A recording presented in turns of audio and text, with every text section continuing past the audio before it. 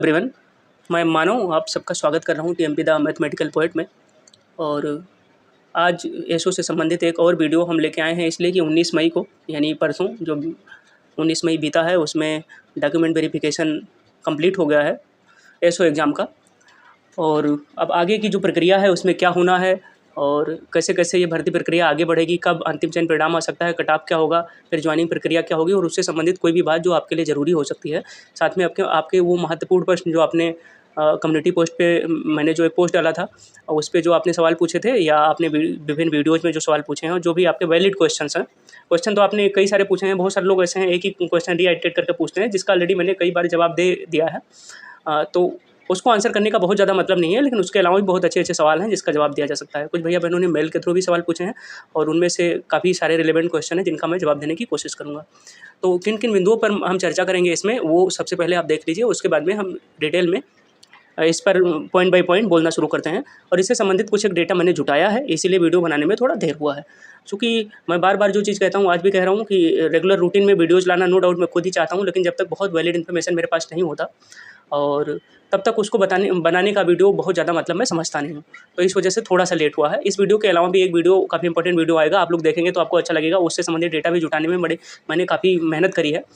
तो आप उस वीडियो को भी प्यार देंगे तो बड़ा अच्छा लगेगा मुझको। और साथ में मेरे चैनल पे सबसे ज़्यादा एसओ के भैया-बहन जुड़े हैं, जिनका इस 2022 में जो एग्ज़ाम हुआ है एसओ वाला 2019 वाली वैकेंसी का, जिनका उसमें सिलेक्शन हुआ है, बहुत अच्छी बात है। उनको बहुत सारी बधाइयाँ। अभी अंतिम चयन परिणाम आना बाकी है, फिर भी जिनके नंबर अच्छे हैं उनका हो ही जाना है। और जिनका किसी कारणवश नहीं भी हो पा रहा है तो उनके लिए अच्छी खबर ये है कि इस साल में हर हाल में एसओ की वैकेंसी आ रही है और पिछले वाली वैकेंसी से लगभग दुगना से भी ज़्यादा पद आ रहे हैं। तो आप मतलब अपना तैयारी करने का जो क्रम है उसको स्थिर ना करें, उसको बाकायदा मेंटेन करके रखें। चूँकि जब भी आप किसी बड़े चीज़ में बड़े लक्ष्य के लिए और अभी जो समय चल रहा है इसमें सरकारी नौकरी एक बड़ा लक्ष्य ही है, चूँकि कॉम्पिटिशन बहुत ज़्यादा हो गया है। तो उसमें मान लीजिए जब कोई भी बड़ा लक्ष्य हो तो उसमें आपके हार्डवर्क के साथ में आप कितना कंसिस्टेंट हैं, ये भी बहुत ज़्यादा मायने रखता है। तो वो कंसिस्टेंसी बरकरार रखिए। और जिसमें जिनका 2022 वाले एग्ज़ाम में यानी 2019 के विज्ञापन का जो 2022 में पेपर हुआ उनमें जिनका स्कोर अच्छा है, उनके लिए बहुत अच्छी बात है। और जिनका स्कोर मान लीजिए बहुत अच्छा नहीं है, उनके लिए अच्छी बात ये है कि ये विज्ञापन फिर से आ रहा है एसओ का। इसी साल आ रहा है, जुलाई, अगस्त, सितंबर के इन्हीं 3 महीनों के बीच में आ रहा है। और जिस गति से यूपीडब्ल्यूएससी काम कर रहा है अभी, काफ़ी सारी कार्यप्रणाली उन्होंने सुधारी है। उसकी वजह भी है जो इन्होंने यूडीए और एलडीए की भर्ती करी है, उनमें लगभग काफ़ी संख्या में पद थे। 20 और 10, 30 एक 31 पद थे, 20 और 11 और 11 यूडीए के पद निकाले थे, 20 इन्होंने एलडीए के निकाले थे और 31 लोगों की ज्वाइनिंग भी हो चुकी है। तो अभी थोड़ा काफ़ी फास्ट प्रोसेस हो गया है, इनके रिजल्ट वगैरह समय से आ रहे हैं। जिस गति से, जिस क्रम से डीबी के रिजल्ट वगैरह घोषित कर रहे हैं और बाकी चीज़ें हो रही हैं, ये अनुमान है कि मान लो कि अगस्त के आसपास आपका विज्ञापन एसओ का नई वाली भर्ती का आ जाएगा तो एग्ज़ाम भी साल अंत तक हो जाएगा और नेक्स्ट ईयर तक वो फाइनल हो जाएगा। क्योंकि अगले साल चुनाव भी है, सरकार भी चाह रही है कि ज़्यादा से ज़्यादा लोगों को रोज़गार दिया जा सके ताकि चुनाव के समय उनको कुछ बोलने का, कहने का मौका रहे।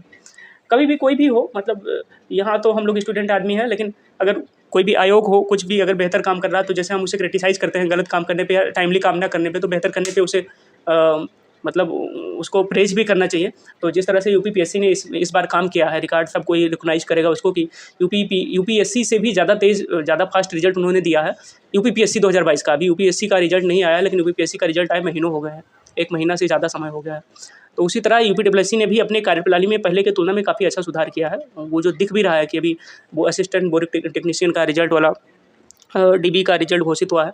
डीबी का रिजल्ट घोषित हो चुका था ऑलरेडी, उसका शेड्यूल घोषित हुआ है और बाकी सारी चीज़ें जिस तरह से चल रही हैं तो वो काफ़ी समय से हो जाएगा। हमें इसी तरह से पॉजिटिव होना चाहिए, क्योंकि नेगेटिव होने का कोई फ़ायदा भी नहीं है। नेगेटिविटी की वजह जब आपके सराउंडिंग में बनती है ना कहीं पर भी, तो वो हमेशा आपको डिग्रेड करती है, आपके परफॉर्मेंस को डिग्रेड करती है। और व्यक्ति जो सोचता रहता है जितना नेगेटिव होता है, परफॉर्मेंस भी उसका उसी क्रम में नेगेटिव होता चला जाता है।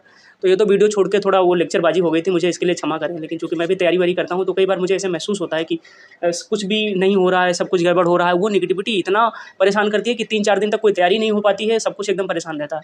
और फिर जब ये लगता है कि मेरे पास ऑप्शन क्या ही है, जिस भी एग्ज़ाम की तैयारी कर रहा हूँ कि मैं उसको छोड़ दूँगा, वो ऑप्शन ही नहीं है, तो फिर सकारात्मक रह के अच्छे से मेहनत करने के अलावा कोई विकल्प बचता नहीं है। तो अब एसओ के क्रम में जितने भैया-बहनों ने डीबी कराया है या जिनके और मार्क्स भी अच्छे हैं, वो तो एकदम खुश रहें, उनका हो ही जाना है। जिनके मार्क्स बहुत अच्छे नहीं हैं और डीबी उन्होंने कराया है, वो भी आशान्वित रहें कि अभी आयोग का ये पता नहीं है कि कौन-सी डिग्री डिप्लोमा वो मानेंगे। और कितने सारे ऐसे लोग थे जिनके नंबर अच्छे थे, वो डीबी के लिए सिलेक्ट हुए, लेकिन उनके पास वैलिड डिग्री ही नहीं थी। डिप्लोमा तो अलग बात हो गई, ऐसे भी लोग थे कई सारे। और जैसे 2200 से ज़्यादा बच्चों का डीबी के लिए सिलेक्शन हुआ था, उसमें से 1750 लोगों ने डीबी कराया है, लगभग 1746 समथिंग लाइक दैट, ऐसे 1750 मान लीजिए, इतने लोगों ने डीबी कराया है। तो अब बिंदुओं पे आके यहाँ पे चर्चा करते हैं। ऑलरेडी वीडियो काफ़ी लंबा हो चुका है, उसके लिए मुझे क्षमा करें, लेकिन चूंकि तैयारी के प्रक्रम में ये इस तरह की दिक्कतें मुझे कई बार हुई हैं, इसलिए इतनी लंबी डिस्कशन हो गई। आपको ये पसंद ना हो तो थोड़ा आगे करके देख लीजिए, और इन 10 पॉइंट्स पे हम बात करेंगे इसमें। तो मैं फिर से क्षमा प्रार्थी हूँ इस इतने लंबे टॉक के लिए, लेकिन ये मुझे लगा ज़रूरी था। पहला इसमें जो पॉइंट मैंने नोट किया है, जिसके बारे में हम डिस्कस करेंगे, वो है प्रोविजनल डीबी के मायने या रिलेवेंस क्या है। कि जो ज़्यादातर लोग वहाँ गए हैं, आपने ऑब्जर्व किया होगा कि एक बैच में अगर 20 से 22 लोगों का डीबी हो रहा है एक टेबल के ऊपर, तो उसमें 14 से 15 लोगों का प्रोविजनल हुआ है, मतलब वो प्रोविजनल लिखाए हैं उसमें। तो प्रोविजनल डीबी के क्या मायने हैं? तो इसमें बहुत ज़्यादा गुणा गणित ना लगाते हुए, प्रोविजनल शब्द का हिंदी क्या होता है? औपबंधिक। मतलब आपकी डीबी किसी कुछ निश्चित उपबंधों के तहत कराई गई है। कि अगर वो उपबंध ऐसे हैं कि कुछ पहले हैं विज्ञापन निकलने के समय के, और कुछ अभी जो आयोग की कमेटी बैठेगी, वंदना त्रिवेदी जी शायद उसमें लिखा हुआ था, उन्हीं की अध्यक्षता में बैठेगी कमेटी, और वो जो कमेटी डिसाइड करेगी उस हिसाब से निर्णय लिए जाएंगे। तो उन उपबंधों के अंदर जो भी निर्णय लिए जाएंगे, उसके भीतर उसके जो कट ऑफ क्राइटेरिया बनाया जाएगा, मतलब उसके जो पॉइंट वाइज क्राइटेरियाज बनाए जाएंगे कि ये योग्यताएँ आपकी हैं, तो फिर उसमें आप एलिजिबल हैं। और आपका जो प्रोविजनल डीबी हुआ है, वो प्रोविजनल वहाँ से हट जाएगा और प्योर डीबी ही रह जाएगी। तो वो उस पर डिपेंड करेगा कि उन उपबंधों के भीतर आप आते हैं या नहीं आते हैं। तो प्रोविजनल डीबी का मतलब केवल इतना है, इससे डरने की ज़रूरत नहीं है। वो कमेटी बैठेगी, वो डिसाइड करेगी कि जितने अपने डिप्लोमाज, अपने जितने अलग अलग कैंडिडेट हैं, अलग अलग डिप्लोमाज उन्होंने सबमिट किए हैं, उसमें किन किन को ये वैलिड डिप्लोमा माना जाए, किन को नहीं माना जाए, कौन कौन सी यूनिवर्सिटीज़ ऐसी हैं जो मान्यता प्राप्त हैं, वास्तव में एग्जिस्ट भी कर रही हैं, उन्हें सेंट्रल से स्टेट यूनिवर्सिटी से या एफिलिएशन है, या ऑटोनॉमस बॉडी के रूप में, या ऑटोनॉमस यूनिवर्सिटी के रूप में वो है एफिलिएटेड, वो है मान्यता प्राप्त। तो अगर और किन को नहीं मानना है, कौन सा फेक है, ये सारी चीज़ वो कमेटी डिसाइड करेगी, उस बेस पे निर्णय ले जाएंगे। तो फिर प्रोविजनल कराया क्यों गया? प्रोविजनल इसलिए कराया गया कि कई बार क्या होता है कि आपका डीबी करा लिया गया और ऐसे किसी वजह से बाहर किया गया, फ्यूचर में ऐसा मतलब पास्ट में ऐसा हो चुका है, तो लोग कोर्ट चले जाते थे अलग अलग नियमों कानूनों के तहत कि हमारा डीबी हुआ, हमारे पास ये था और ये कंप्यूटर डिग्री क्यों नहीं मानी गई, उसके रिस्पेक्ट में ये मानी गई जबकि ये इसके इक्विवेलेंट है। ऐसे कई सारे कागज देखे। तो आयोग ने जब आपसे वो प्रोविजनल लिखाया है अपने उस लेटर में, तो वहाँ आपने बाकायदा उसकी शर्तों का पालन करने का वचन दिया है, उनको अपना सिग्नेचर किया है। तो कल को ऐसे किसी भी वजह से अगर कोई कोर्ट में इस भर्ती को फंसाना चाहता होगा, तो उसके फंसने की संभावनाएं काफ़ी कम हो जाएंगी, क्योंकि आपने खुद ये सारे पॉइंट्स लिख के और वहाँ पे साइन भी करके रखे हुए हैं। इससे आपको डरने की ज़रूरत नहीं है। जिनके वैलिड डिग्री डिप्लोमा किसी भी जगह से हैं, किसी भी यूनिवर्सिटी से हैं, नीलिट से हैं, अदर किसी भी संस्थान से हैं, कौन कौन माने अभी डिसाइड करेगा आयोग। तो उनको डरने की किसी तरह की कोई ज़रूरत नहीं है। बस यही है कि एक होता है ना कि सेफर खेलना, सेफर साइड खेलना, तो आयोग ने वही किया है कि ये भर्ती फंसे ना, ऐसे किसी भी वजह से कोर्ट में ना चली जाए।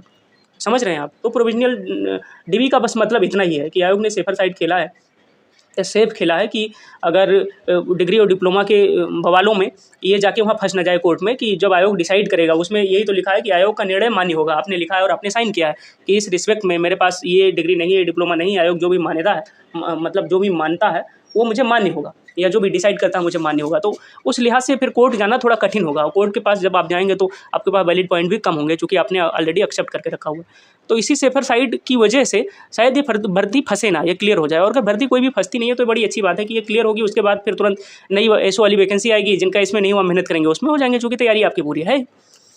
तो इसके बाद में डीबी में कुल कितने अपेयर हुए मैंने आपको बता दिया, 1750 के आसपास लोग अपेयर हुए हैं।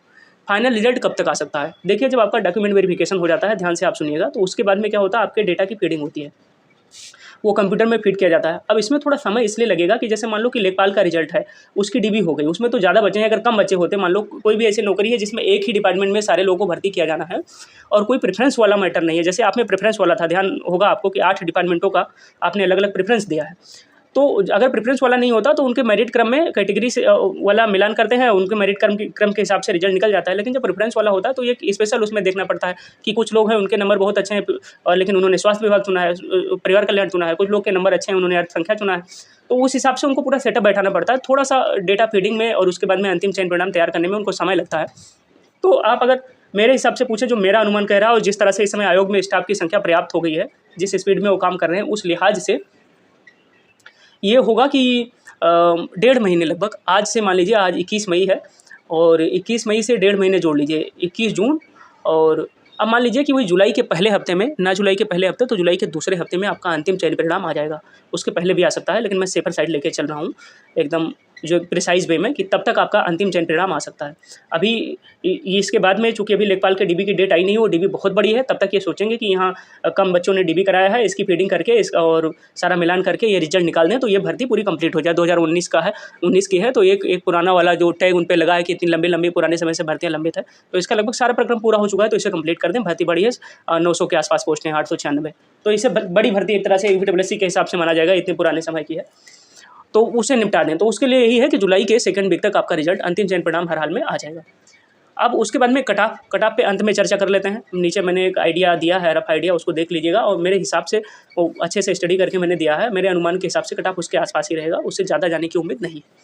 फाइनल रिजल्ट के बाद क्या प्रोसेस होता है, अंतिम चयन परिणाम जब आ जाता है उसके बाद का प्रोसेस जान लीजिए। जब आपका अंतिम चयन परिणाम आ जाता है, मान लीजिए उदाहरण के तौर पर कि 7 जुलाई 2023 को मान लीजिए आपका अंतिम चयन परिणाम आ गया, उदाहरण के तौर पर मैं बता रहा हूँ, तो उसके लगभग 15 दिन के बाद, 14-15 दिन ऐसे लगते हैं, कई बार उससे भी कम लगते हैं अगर फास्ट प्रोसेस हो तो, आपके संबंधित विभागों में आपकी फाइलें भेज दी जाती हैं। जैसे 896 लोगों में कुछ भैया बहन अर्थ एवं संख्या विभाग में होंगे, कुछ परिवार कल्याण में होंगे, कुछ मत्स्य वाले में होंगे, कुछ टूरिज्म में होंगे, ऐसे जितने अलग अलग डिपार्टमेंटों में आई है भर्तियाँ, ऐसे सब में होंगे। तो आयोग एक ही समय सारे विभागों की फाइलें जो है उन रिस्पेक्टिव विभागों में भेज देगा अपनी भर्ती कंप्लीट करने के लिए। अब उस रिस्पेक्टिव विभाग में जब आपकी फाइल जाएगी, इसका मतलब ये रहेगा कि ये फला बच्चा है, ये एज है, ये कैटेगरी है, इस पद पर ये चयनित हुए हैं, आयोग ने इनको चयन किया, आपके रिस्पेक्टिव विभाग में जाएगा। फिर आपके रिस्पेक्टिव विभाग की जवाबदेही होती है कि कितना जल्दी या कब, जिस हिसाब से वो चाहेगा, जितना उसको नीड होगी। और सच्चाई तो ये है कि एसओ की और एआरओ स्टेट्स की बहुत ज़्यादा नीड है सारे डिपार्टमेंटों में, चूँकि बहुत वैकेंसीज हैं, हर जगह बहुत वैकेंसीज हैं और काम बढ़ा हुआ है। तो जैसे ही आयोग यहाँ मान लीजिए कि 7 तारीख को रिजल्ट निकला जुलाई में, एग्जाम्पल के तौर पे बता रहा हूँ, 15 दिन के बाद यानी 21-22 तारीख के आसपास यूपीडब्ल्यूएससी ने आपके रिस्पेक्टिव विभाग में आपकी फाइल भेज दी। तो वो विभाग पे डिपेंड करता है कि 15 दिन में, 10 दिन में, कब वो आपको एक नोटिस देता है। और वो नोटिस किस चीज़ के लिए देगा, वो मेडिकल के लिए, मतलब अलग अलग चीज़ों के लिए, कि आपके संबंधित हर डिपार्टमेंट, कोई भी जो डिपार्टमेंट है, एक आध को छोड़ के बाकी ज़्यादातर डिपार्टमेंटों के हर जिले में ऑफिस हैं। कोई डिपार्टमेंट है जिनका लखनऊ में ही निदेशालय है, तो उस माध्यम से कोई ना कोई सूचना आपके पास पहुंचेगी और वो सूचना आप तक पहुंचाई जाएगी। बाई डाक भी आएगी वो, और संबंधित डिपार्टमेंट का अगर कार्यालय जिले में है तो उसके माध्यम से भी आएगी, आप तक पहुंचाई जाएगी।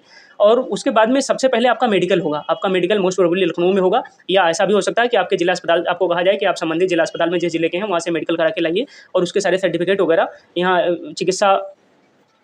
जो मुख्य चिकित्सा अधिकारी हैं लखनऊ के, कैसरबाग के पास में उनका पड़ता है ऑफिस, तो उनके कार्यालय में आके जमा कीजिए। फिर उसके बाद में वहाँ आपकी लंबाई और ये सारी चीज़ें जो मापी जाती हैं, जिसका कोई मतलब नहीं है, वो केवल औपचारिकता होती है।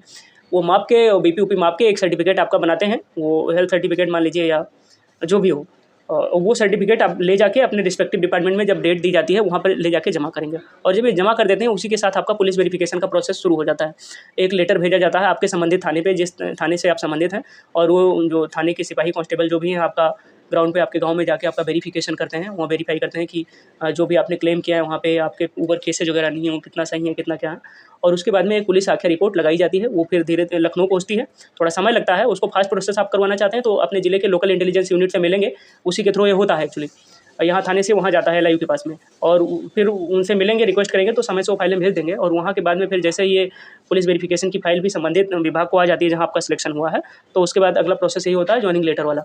तो 2 चीज़ें हैं, हो सकता है अपॉइंटमेंट लेटर इस समय जैसा कि सिस्टम चल रहा है कि बुला के लोग भवन में दिए जा रहे हैं, तो कई सारी नौकरियों के अलग अलग जितने भी हैं उनको एक साथ बुला के लखनऊ में ज्वाइनिंग लेटर दिया जाए, या हो सकता है कि सीधा विया डाक भेजा जाए, जैसे हो। और वो ज्वाइनिंग लेटर आपके पास आता है, फिर आपको 1 महीने का समय मिलता है कि ज्वाइनिंग लेटर मिलने के 1 महीने के अंदर आप आके अपने संबंधित विभाग में ज्वाइन कर लीजिए। ज़्यादातर लोग इसमें ऐसे हैं कि मतलब ज़्यादातर से मेरा तात्पर्य कि 896 जो सिलेक्शन होना है उसमें 400-500 ऐसे हैं जिनको अलग कहीं अभी जॉब नहीं है, जॉब में नहीं है, तो उनको तो 1 महीने का समय क्या, 1 हफ्ते में सारा कुछ तैयार करा के ज्वाइन कर लेंगे। और वो ज्वाइनिंग लेटर आता है, वो जब आएगा तब भी मैं उसमें बताऊँगा क्या क्या लगता है। 2 गजेटेड ऑफिसर से ये लगता है, क्या कहते हैं, चरित्र प्रमाण पत्र आपका बनता है, जिसमें 2 राजपत्रित अधिकारी उत्तर प्रदेश सरकार के सेंट्रल गवर्नमेंट के साइन करते हैं कि हाँ मैं इनको फला इतने दिनों से जानता हूँ। उसके इधर एक एफिडेविट बनता है जिसमें आप बहुत सारी क्लेम करते हैं कि अगर विवाहित हैं तो हाँ मेरी एक ही पत्नी है, विवाहित नहीं है, और पत्नी या पति जो भी हो, लड़का लड़की के केस में। और अगर विवाहित नहीं है तो आपको उसमें ये लिखवाना होता है कि मैं भविष्य में जब शादी करूँगा तो एक ही पत्नी थ्रू आउट द लाइफ रखूँगा। ये उत्तर प्रदेश सरकार का नियम है, और अच्छा नियम है। बहुत सारी चीज़ें ऐसी होती हैं जो उसमें की जाती हैं। एफिडेविट के अलावा भी 2-3 चीज़ें होती हैं जो कागज़ पत्र आपको बनवाने होते हैं, और वो सिंपली उस समय हो जाता है, उसकी कोई दिक्कत नहीं है।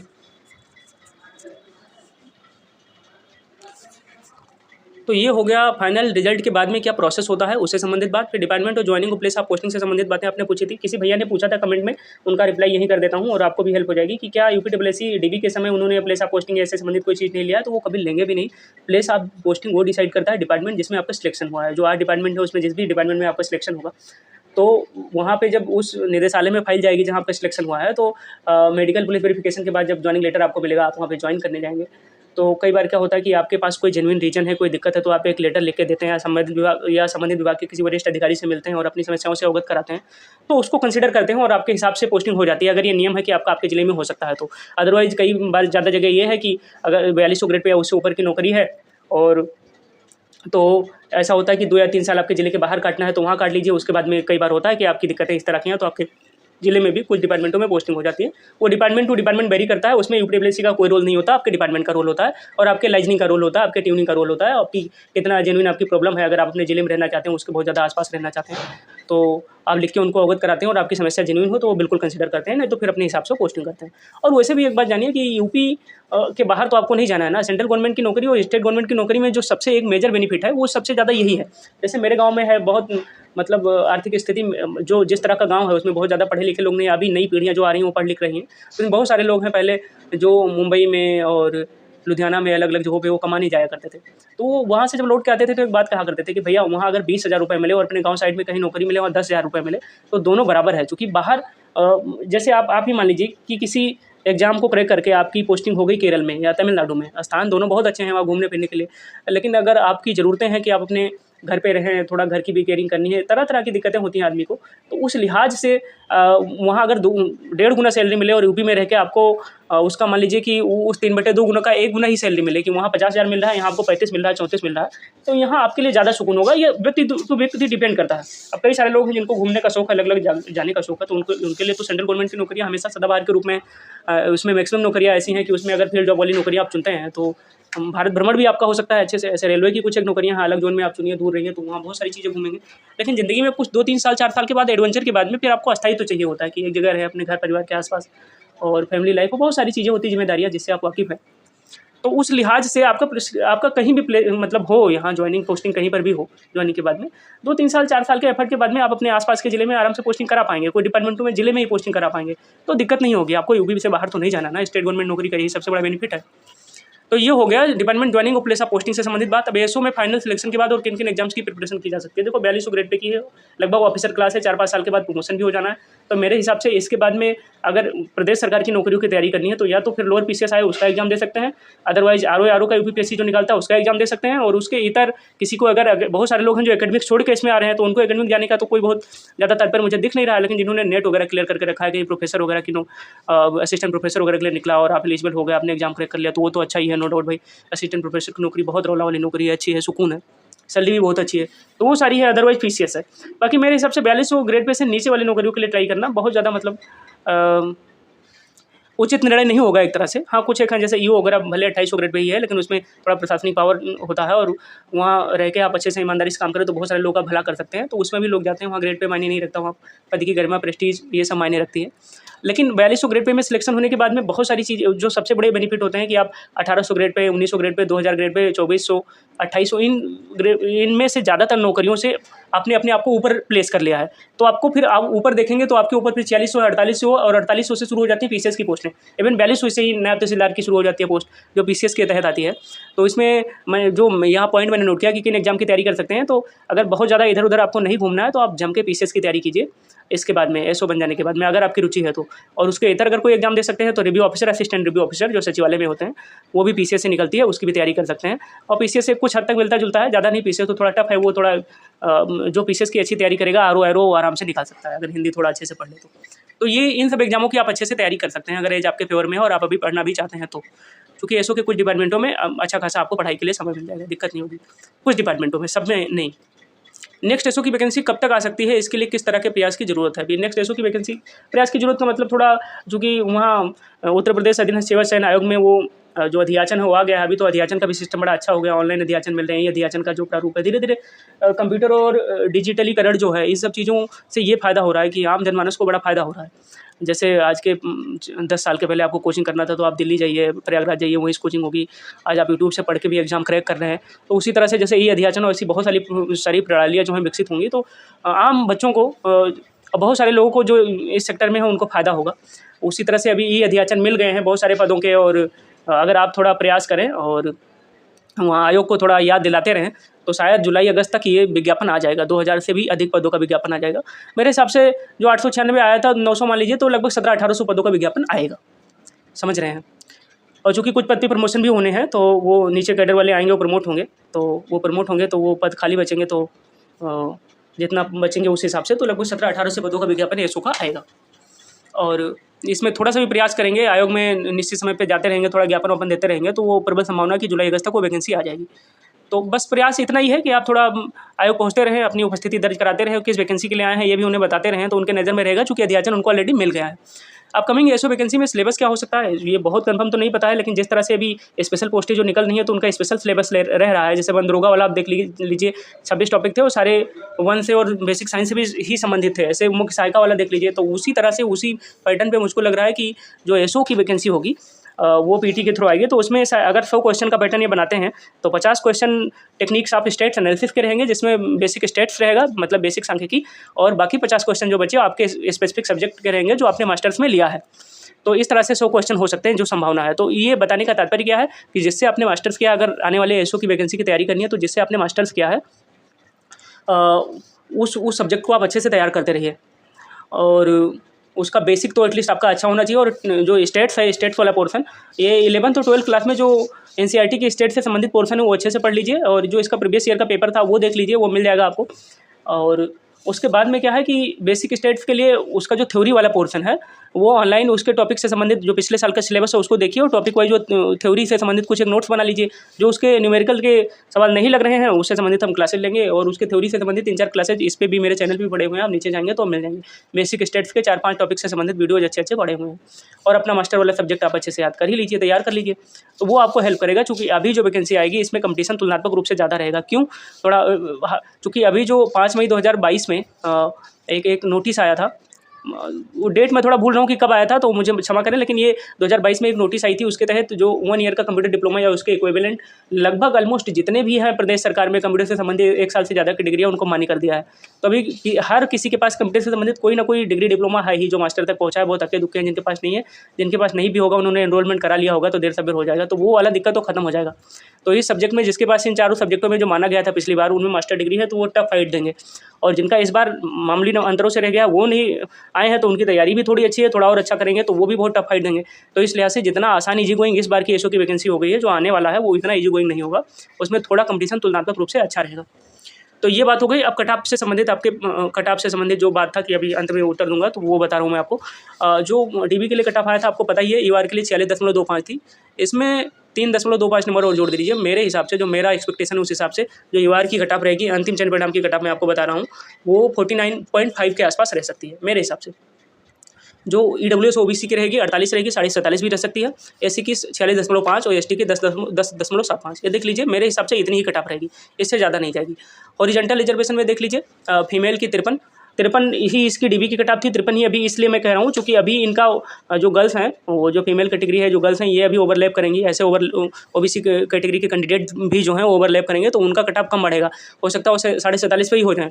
और ईआर की इसीलिए तुलनात्मक रूप से 3-3.5 नंबर बढ़ेगी, 4 के आसपास, इससे ज़्यादा नहीं, चूँकि ओवरलैपिंग होगी। तो अभी कुछ लोग कहेंगे कि ईआर की जो कट ऑफ है वो 14.9 है, फीमेल की 53 है, इसको जस्टिफाई कीजिए। इसको जस्टिफाई करने का बड़ा सिंपल ये तरीका है कि उत्तर प्रदेश सरकार में लड़कियों के लिए जितने टोटल पद होते हैं उसके 20% पद उनके रिस्पेक्टिव कैटेगरीज में रिजर्व होते हैं। तो मान लीजिए कि जो ईआर कैटेगरी में जितनी लड़कियां वहाँ ओवरलैप कर पाएँ उतना ओवरलैप करी, उसके बाद में उसके इतर जो 20% उन्होंने निकाला है उसमें उन सारी 20% की लड़कियों का जो नंबर है वो 53 या उससे ज़्यादा है उस रिस्पेक्टिव कैटेगरी में, तो उनका कट ऑफ उस हिसाब से बन जाएगा, उस हिसाब से डिसाइड हो जाएगा। शायद यही वजह है कि लड़कियों की जो कट ऑफ है वो 53 नंबर थी डीबी के लिए, और 53 ही नंबर फाइनल कट ऑफ भी रहे। और इसका मतलब ये नहीं कि 53 नंबर से कम पाई लड़कियों का सिलेक्शन नहीं होगा, वो ओवरलैप करेंगी ईआर में और उनका 50 नंबर पाई हुई लड़कियों का भी सिलेक्शन अंतिम रूप से होगा। इसके बारे में डिटेल मैंने प्रीवियस वीडियो में बताया था, वही ओवरलैपिंग वाला पूरा कंसेप्ट कि ये जो 20% रिजर्व वाली पोस्टें हैं, इस वजह से ये जो 53 नंबर जो कट ऑफ गई है कि जो मान लो कि 100 पोस्टें हैं और उनको डीबी के लिए उसका 3 गुना 300 लोगों को बुलाना है, तो उन अब 300 लड़कियों को उन्होंने जब चुना बुलाया तो उनके सबके नंबर इससे ऊपर थे, या उनमें से कुछ लड़कियों के नंबर मान लो इससे ऊपर थे, बाकी कुछ अपने रिस्पेक्टिव कैटेगरीज में थी तो वहाँ से आई।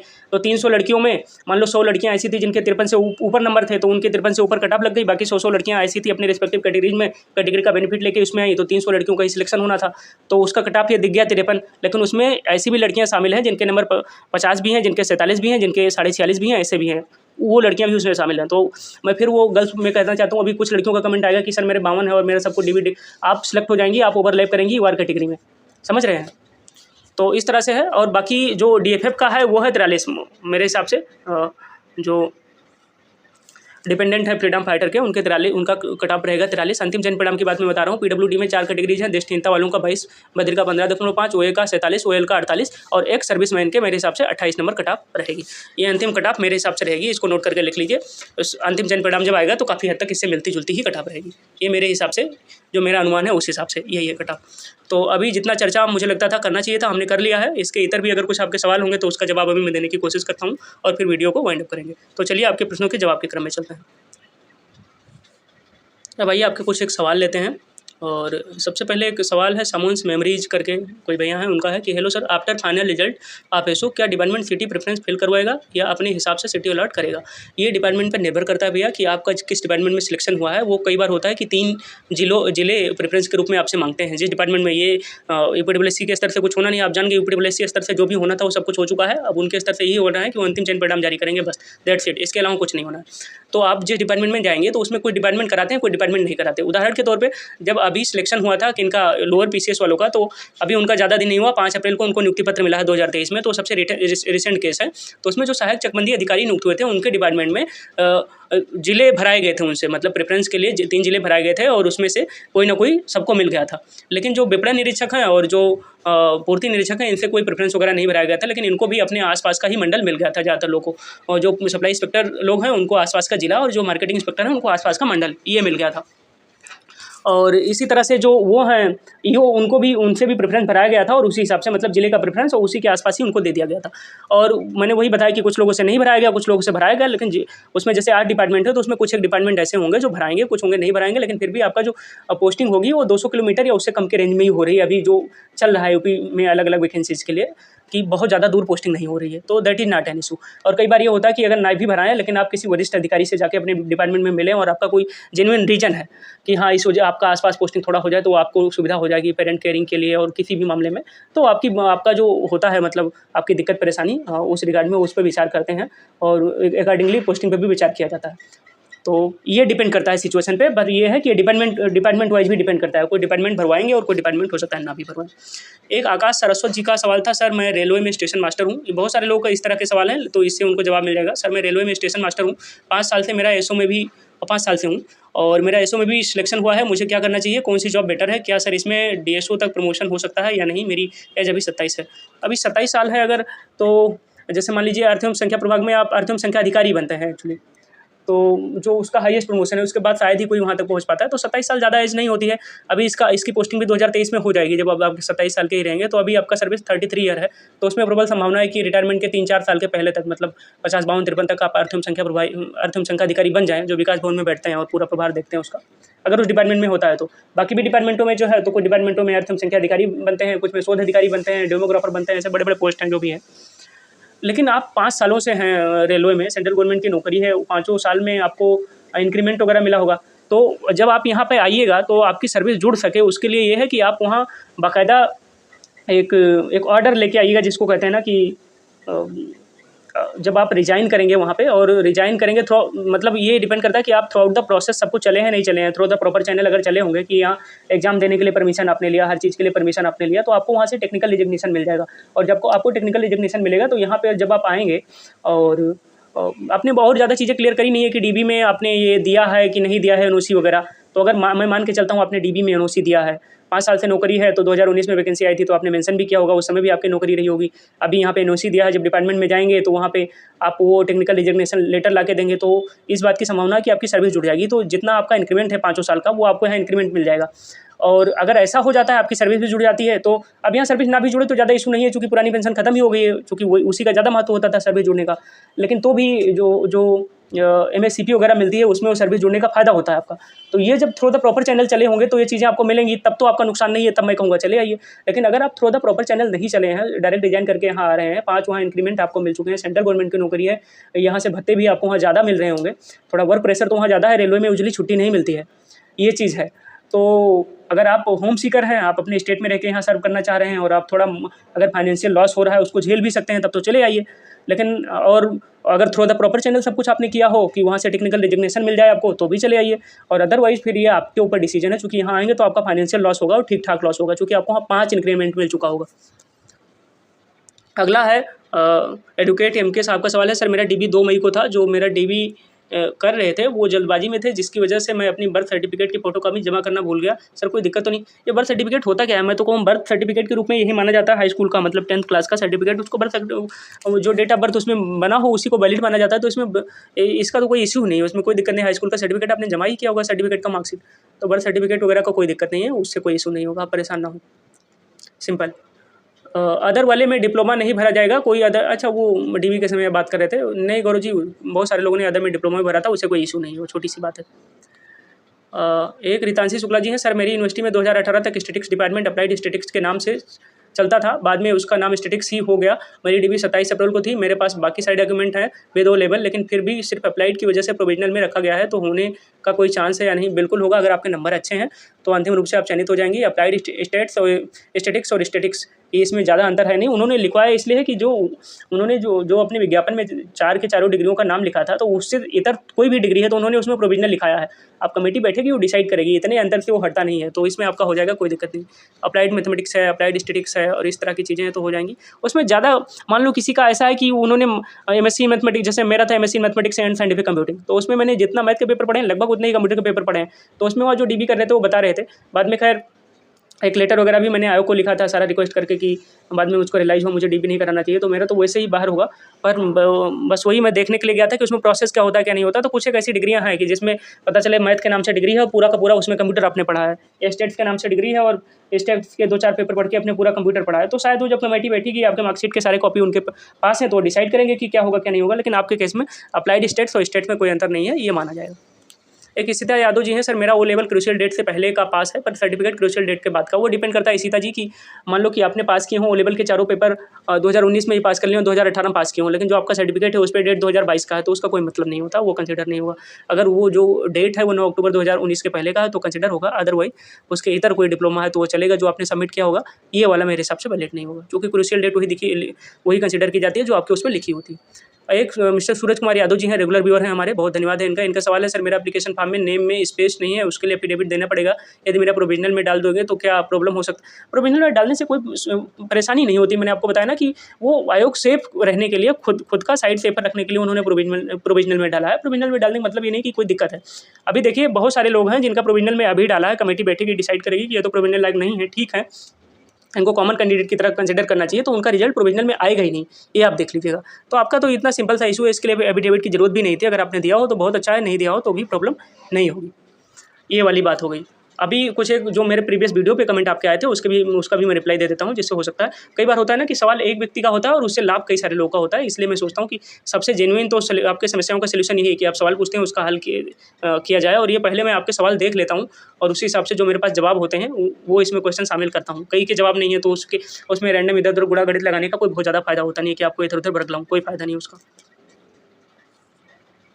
एक इसमें कमलेश पांडे जी का सवाल है, जो कई सारे लोग इस तरह से का सवाल होगा, सर मेरा एसओडीबी हो चुका है लेकिन एक प्रॉब्लम है, मैंने ऑनलाइन फॉर्म भरते समय एमकॉम का ऑनलाइन रिजल्ट 30 अप्रैल 2019 का आया था मेरा रिजल्ट, तो उसी को मैंने फिल कर दिया था फॉर्म भरते समय, बट मार्कशीट पे 2 मई 2019 प्रिंटेड है। डीबी के समय इसको लेकर कोई दिक्कत होगी? नहीं, डीबी के समय इसको लेकर दिक्कत तब होती कमलेश पांडे जी कि अगर ये आपके मार्कशीट पे जो फाइनल मार्कशीट है उस पर जो डेट अंकित होता वो 9 अक्टूबर 2019 के बाद का होता, लेकिन ये कट ऑफ डेट के पहले का है तो इसमें कोई दिक्कत नहीं होगी, आप एकदम खुश रहिए। आपका इसके आधार पे सिलेक्शन नहीं रुकेगा। बाकी अगर आपके मार्क्स अच्छे हों और डिग्री डिप्लोमा बाकी सब सही है तो। एक इसमें आबिया निशा जी का सवाल है, सवाल बड़ा जेन्युइन है, ध्यान से सुनिएगा। और इसमें जो मैं बता रहा हूँ विद फैक्ट बता रहा हूँ। इनका सवाल पहले सुन लीजिए। सर क्या आबिया निशा जी का सवाल है और कई सारे गर्ल्स का सवाल होगा। तो इनका है, सर क्या आप ये बता सकते हैं कि गर्ल्स कितनी है और क्या उनका सिलेक्शन जनरल पर भी हो सकता है। आबिया निशा जी, गर्ल्स उतनी होंगी जितना जैसे 3 गुना पदों के हिसाब से इन्होंने बुलाया था हर कैटेगरी में। प्री में मतलब डीवी के लिए जो कट ऑफ निकलती है उसमें रिजर्वेशन का लाभ मिलता नहीं है, जो कि गर्ल्स को 20% है। तो आपका जितना पद रहा होगा, एक हिसाब से मैंने मोटा मोटा काउंट किया था, तो वो आपके पद थे लगभग 177 176 मान लीजिए। तो लगभग जो गर्ल्स को बुलाया गया होगा 450 से 500 के आसपास गर्ल्स बुलाई गई होंगी डीबी में, और उसमें से लगभग 450 के आसपास गर्ल्स डीबी में अपीयर हुई होंगी। तो ये मेरा आंकड़ा है, हो सकता है इससे 150 कम हो, 150 ज़्यादा हो, इसी तरह से। तो एग्जैक्ट उसके लिए स्टडी करना पड़ेगा। अभी मैंने जो पद मैं बता रहा हूँ ना, टोटल 896 हो गए, पहले 904 थे, तो 896 के हिसाब से उसका 20% अगर लीजिए तो लगभग वही 178 177 ऐसे बनता है। 170 मान के चलता हूँ, तो उस हिसाब से लगभग 500 गर्ल्स को बुलाना चाहिए डीबी के लिए। तो 450 से 500 के आसपास गर्ल्स डीबी के लिए बुलाई गई होंगी। अभी क्या उनका सिलेक्शन जनरल पर भी हो सकता है? जी बिल्कुल हो सकता है। अभी जब अंतिम चयन परिणाम आएगा तो रिजर्वेशन का लाभ आपको मिलेगा, और गर्ल्स जो हैं यूआर कैटेगरी में जो यूआर कैटेगरी की सीटें हैं उसमें ओवरलैप करेंगी, ठीक ठाक मात्रा में ओवरलैप करेंगी। तो गर्ल्स का सिलेक्शन सिर्फ गर्ल्स के सीट पे होगा, ऐसा बिल्कुल भी नहीं है, ये ध्यान रहे आप लोगों को। चाहे यूपीपीएससी की वैकेंसी हो, यूपीडब्ल्यूएससी की हो, किसी भी आयोग की हो, उसमें 20% तो गर्ल्स का पहले रिजर्वेशन है। उसके अलावा भी गर्ल्स यूआर के जो सीटें होती हैं यूआर की, उस पर ओवरलैप करती हैं। तो गर्ल्स का सिलेक्शन यूआर की भी सीटों पर होगा। आप ध्यान से सुन लीजिए इस चीज़ को। कितनी मेरिट जा सकती है फाइनल में? फाइनल में मेरिट के मैंने अभी बता दिया है, कट ऑफ वाला आपने अगर देखा होगा तो फिर से बताने की जरूरत नहीं है आई थिंक। पर गर्ल्स जो हैं वो जनरल सीट पे फाइट करेंगी विदाउट एनी डाउट।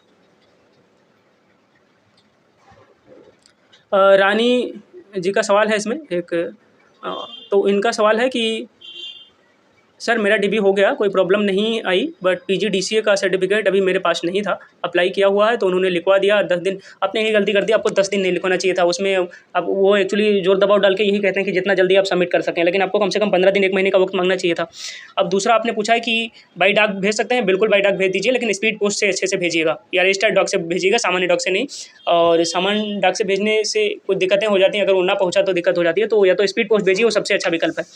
और अच्छे से एड्रेस वगैरह लिख दीजिए और उसकी फ़ोटोकॉपी और उसमें सेल्फ अटेस्टेड लिख के भेज दीजिए। अदरवाइज़ अगर आप कैपेबल हों कि वहाँ आप लखनऊ जाके सीधे दे सकें वहाँ पे, तो वो ज़्यादा आसान होता है। आप जब सीधे देंगे तो वहाँ तुरंत आपका जो आपका डीबी किया गया है, तो आपका जो एक पूरा रजिस्टर बनाया गया है आपके सारे डॉक्यूमेंटों के साथ, वहाँ अपने सामने ही उसको उसमें फिर टैग करा लेते हैं और फिर दिक्कत खत्म हो जाती है। क्योंकि जो भी आपका डीबी हुआ भी बाद में सर्टिफिकेट मार्कशीट सब चेक होता है दोबारा, जब डेटा की फीडिंग होती है तो फीडिंग के समय चेक होता है, तो उसमें आपके आंखों के सामने सबमिट हो जाता, दिक्कत नहीं होती। तो आप अगर जा सकें, संभव हो तो वहाँ चले जाइए। जैसे डीबी कराने गए हैं, 1 दिन और समय खर्च ही कर दीजिए, और नहीं जा सकते तो डाक के अलावा विकल्प ही क्या है, तो इसमें ज़्यादा पूछने वाली कोई बात है नहीं।